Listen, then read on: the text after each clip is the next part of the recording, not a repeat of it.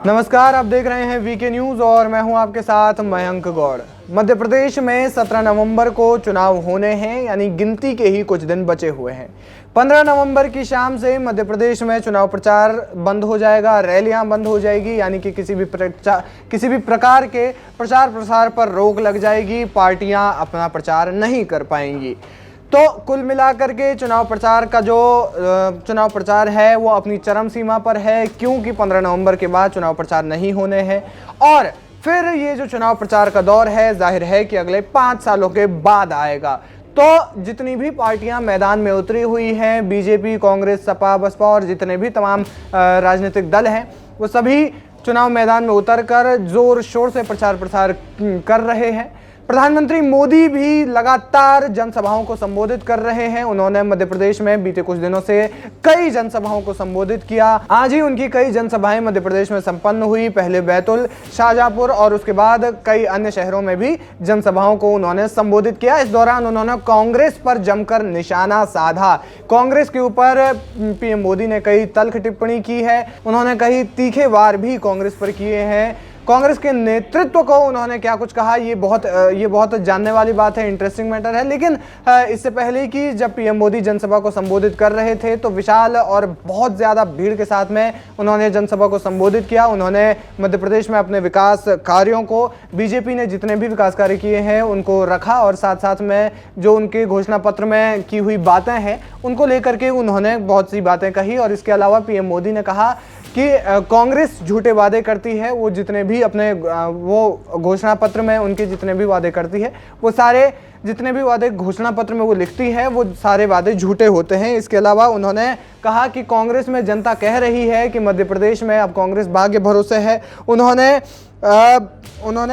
मध्य प्रदेश में जो चुनाव की रफ्तार है उसको लगभग एक तरीके से ढीला छोड़ दिया है। इसके अलावा प्रधानमंत्री मोदी ने कहा कि मोदी की गारंटी के आगे कांग्रेस के झूठे वादे नहीं टिक सकते, क्योंकि मोदी के गारंटी पूरा होने की भी गारंटी है। तो कुल मिलाकर के ये एक बहुत बड़ी बात उन्होंने कही है कि मोदी की गारंटी पूरी होने की भी गारंटी है। इसके अलावा आदिवासी समुदाय के ऊपर उन्होंने खासी टिप्पणी की। देश की राष्ट्रपति द्रौपदी मुर्मू को लेकर के उन्होंने कहा कि कभी किसी ने शायद सोचा नहीं होगा कि एक आदिवासी समुदाय की महिला जो है वो देश की राष्ट्रपति बनेंगी, लेकिन बीजेपी के राज में ये हुआ है और एक गरीब घर से निकली हुई महिला राष्ट्रपति, देश की राष्ट्रपति बनी है, जो कि एक बहुत बड़ी बात है। 15 नवंबर को बिरसा मुंडा के जन्म स्थान पर जाने की बात कही, क्योंकि 15 नवंबर को बिरसा मुंडा की जन्मतिथि है। इसके अलावा उन्होंने कहा कि वो झारखंड में और देश के तमाम हिस्सों में जनजातीय गौरव दिवस के रूप में 15 नवंबर को मनाया जाएगा, बिरसा मुंडा जी के जन्म दिवस के रूप में। तो ये एक बहुत बड़ी उन्होंने बात कही कि 15 नवंबर को जनजातीय गौरव दिवस के रूप में पूरे देश भर में मनाया जाएगा। इसके अलावा उन्होंने बिना नाम लिए हुए कांग्रेस के नेतृत्व को मूर्खों का सरदार कहा है। दरअसल हाल ही में राहुल गांधी ने कहा था कि भारत में जितने भी मोबाइल फोन यूज होते हैं वो मेड इन चाइना होते हैं। इस पर प्रधानमंत्री मोदी